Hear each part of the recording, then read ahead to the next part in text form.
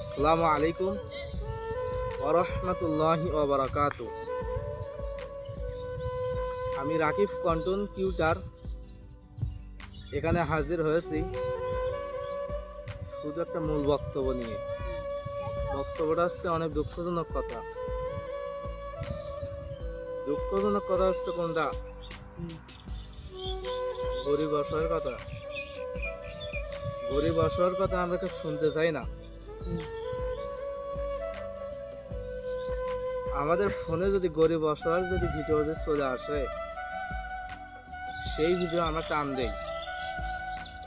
তার যে কি সমস্যা হয়েছে, তাই যে কি সমস্যার কারণে তার ভিডিও যে ছাড়ছে এখানে এই লাইফে, আমি একটু দেখবো। এইরকম নিয়ত কারণে আজকে আমি রাকিব কন্টেন্ট ক্রিয়েটর বলবো।